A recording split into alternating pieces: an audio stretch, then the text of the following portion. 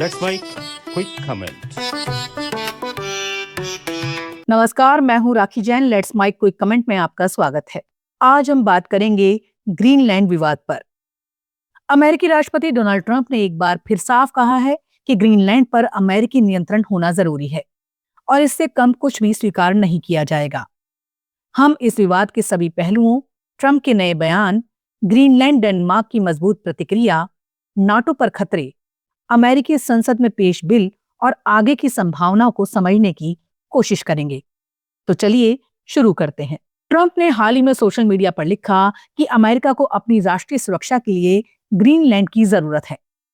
उन्होंने कहा कि अगर ग्रीनलैंड अमेरिका के हाथ में होता तो नाटो कहीं ज्यादा मजबूत और प्रभावशाली बन जाता। ट्रंप का दावा है कि अगर अमेरिका ने ग्रीनलैंड पर कब्जा नहीं किया तो रूस या चीन वहां अपना असर बढ़ा देंगे, जो किसी भी हालत में बर्दाश्त नहीं किया जाएगा। उन्होंने नाटो को भी चेतावनी दी कि अमेरिका की बड़ी सैन्य ताकत के बिना ये संगठन कुछ भी नहीं है।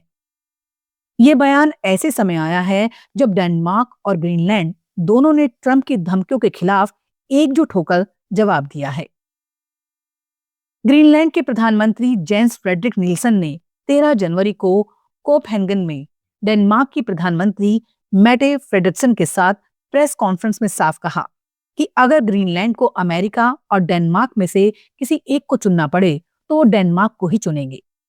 निल्सन ने कहा, डैनिश कॉमनवेल्थ का हिस्सा होने के नाते ग्रीनलैंड नाटो का सदस्य है और इसलिए उसकी रक्षा की जिम्मेदारी नाटो की है। उन्होंने ये भी जोड़ा कि ग्रीनलैंड बिकने के लिए तैयार नहीं है और ना कभी होगा। ये बयान अमेरिकी संसद में 12 जनवरी को पेश किए गए Greenland annexation and statehood act के बाद आया, जिसका मकसद ग्रीनलैंड को अमेरिका में शामिल कर उसे 51वां राज्य बनाना है। डेनमार्क की प्रधानमंत्री मेटे फ्रेडरिक्सन ने ट्रंप के बयानों पर गहरी चिंता जताई। उन्होंने कहा कि अपने सबसे करीबी सहयोगी से इस तरह का दबाव झेलना आसान नहीं है। फ्रेडरिक्सन ने चेतावनी दी, अगर अमेरिका ने ग्रीनलैंड पर सैन्य कार्रवाई की तो इससे ट्रांस अटलांटिक डिफेंस एग्रीमेंट यानी नाटो का अंत हो सकता है।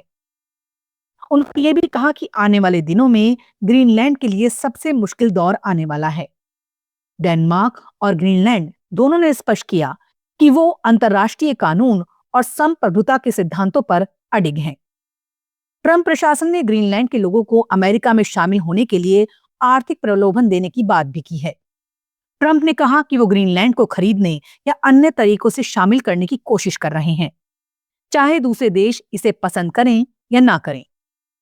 हालांकि ग्रीनलैंड की संसद में प्रतिनिधित्व करने वाली नेता आजा कैमिडन्स ने अल जजीरा को बताया कि ग्रीनलैंड के 56,000 निवासी ज्यादातर अमेरिकी नागरिक नहीं बनना चाहते। उन्होंने कहा, ग्रीनलैंड उनकी पहचान, भाषा और संस्कृति है। इसे बेचना या बदलना उनके लिए अस्वीकार्य है। इसी बीच 14 जनवरी को व्हाइट हाउस में अमेरिकी उपराष्ट्रपति जेडी वेंस, विदेशी मंत्री मार्को रूबियो और डेनमार्क ग्रीनलैंड के विदेश मंत्रियों के बीच बैठक हुई। बैठक में दोनों पक्षों ने अपनी अपनी स्थिति दोहराई, लेकिन कोई बड़ा समझौता नहीं हुआ। दोनों तरफ से एक वर्किंग ग्रुप बनाने पर सहमति बनी, पर मूल असहमति बरकरार है। विशेषज्ञों का कहना है कि ट्रंप की रुचि आर्कटिक में बढ़ते रूसी चीनी प्रभाव, दुर्लभ खनिजों और मिसाइल रक्षा प्रणाली से जुड़ी है, लेकिन इसे लागू करना अंतर्राष्ट्रीय कानून के खिलाफ होगा और नाटो में गहरी दरार पैदा कर सकता है। तो बात यह है कि अब आगे क्या होगा। ट्रंप की जिद और धमकियां जारी हैं, लेकिन डेनमार्क, ग्रीनलैंड और यूरोपीय सहयोगी एकजुट होकर खड़े हैं। अमेरिकी संसद में पेश बिल पास होना बहुत मुश्किल लगता है। अगर बातचीत विफल हुई तो तनाव और बढ़ सकता है। ये विवाद हमें याद दिलाता है कि बड़े देशों की रणनीतिक महत्वाकांक्षा छोटे देशों की संप्रभुता और स्थानीय लोगों की इच्छा को कैसे चुनौती दे सकती है। ये थी हमारी आज की चर्चा, ग्रीनलैंड विवाद के लेटेस्ट अपडेट, ट्रंप की जिद, ग्रीनलैंड की स्पष्ट अस्वीकृति और नाटो पर मंडराता खतरा।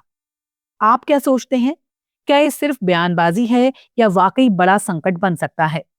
हमें अपनी राय जरूर बताएं। अगली बार फिर मिलते हैं किसी नए मुद्दे पर। तब तक के लिए देखते रहिए, सुनते रहिए लेट्स माइक। नमस्कार।